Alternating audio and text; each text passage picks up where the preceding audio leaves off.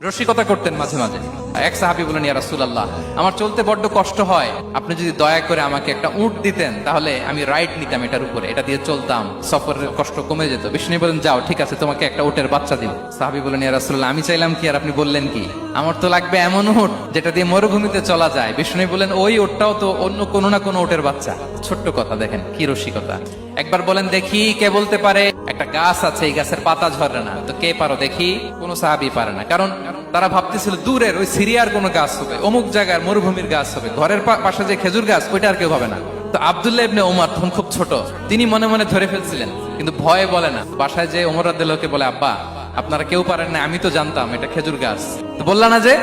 আব্দুল্লাহ বলে, বাচ্চা ছাড়া কেউ পারে না, আমি কেমনে কই? ওমর রাদিয়াল্লাহু বললেন, আজকে যদি তুমি বলতে পারতে লাল উট পেলে আরবরা যে যত খুশি হয় আমি তার চেয়েও বেশি খুশি হয়ে যেতাম, নবীর সামনে আমার বুকটা এত বড় হয়ে যেত। আল্লাহু আকবার। রসিকতা করতেন মাঝে মাঝে। এক সাহাবী বলেন, ইয়া রাসূলুল্লাহ,